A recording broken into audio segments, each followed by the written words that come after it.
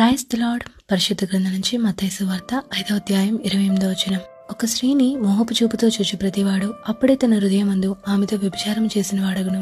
నిజమా? ఒకసారి ఒక రాజుగారు గుర్రంపై సవారీ చేస్తూ ఒక ఇంటి దగ్గర నిలబడ్డాడు. ఆ ఇంటిలో ఒక ఆవిడ వాళ్ళ ఆయనకు అన్నం వడ్డిస్తూ ఉంది. ఆమె చాలా అందగత్తె. ఆవిడ అందం చూసి రాజుగారికి ఆశ్చర్యం కలిగింది. నా రాజ్యంలో ఇంత అందమైన అమ్మాయిని ఇదివరకు చూడలేదే అని అనుకున్నాడు. ఆమె భర్త భోజనం చేసి తన పని మీద బయటికి వెళ్లిపోయాడు. భర్తను పంపించి ఆవిడ తలుపు మూసివేసి ఇంట్లోకి వెళ్ళింది. అప్పుడు రాజుగారు ఆ ఇంటికి వచ్చి తలుపులు కొట్టాడు. ఆవిడ వచ్చి తలుపు తీసింది. రాజుగారు లోపలికి వెళ్లి కుర్చీపై కూర్చున్నాడు. రాజుగారు తన గురించి చెప్పుకుంటూ, నేను ఈ రాజ్యానికి రాజును, నువ్వు చాలా అందంగా ఉన్నావు, అందుకే నిన్ను నా భార్యగా చేసుకోవాలి అని ఆశపడుతున్నాను.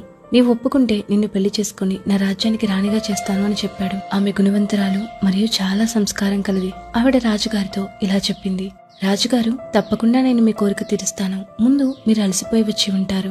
శరీరం మనసు రెండూ ఆకలితో ఉంటాయి. మీరు వెళ్లి కాలు చేతులు కడుక్కొని రండి.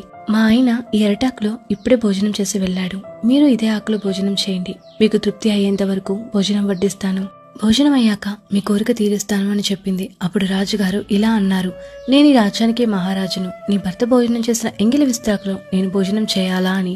అందుకు సమాధానంగా ఆమె ఇలా చెప్పింది, మహారాజా, నా భర్త భోజనం చేసిన విస్తరాకు ఎంగిలిది అంటున్నారే, మరి నా శరీరాన్ని ప్రేమించి మీకు ఎంగిలి అడ్డు రాలేదా? పెళ్ళైన నన్ను మళ్లీ పెళ్లి చేసుకోవడానికి అడ్డురాని ఎంగిలి నా భర్త భోజనం చేసిన విస్తరాకులో భోజనం చేస్తే అడ్డు వచ్చిందా అని అడిగింది. అప్పుడు రాజుగారికి తన తప్పు తెలిసొచ్చింది. ఆవిడని క్షమించమని అడిగి అక్కడి నుండి వెళ్లిపోయాడు.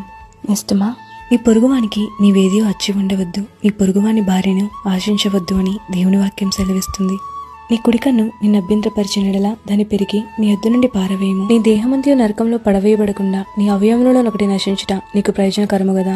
నీ కుడి చేయి నిన్ను అభ్యంతరపరిచినడలా దాన్ని నరికి నీ యొద్ద నుండి పారవేయము. నీ దేహమంతయు నరకంలో పడకుండా నీ అవయవములలో ఒకటి నశించుట నీకు ప్రయోజనకరము గదా. కనుక నిష్టమా, నీకున్న దానిలో సంతృప్తిగా జీవించు. దేవుడిచ్చిన ఆశీర్వాదాన్ని సంతృప్తితో అనుభవించు. ఇతరులదేది ఆశించక దేవుని యందు ఆశ కలిగి జీవించు. ఆమేన్.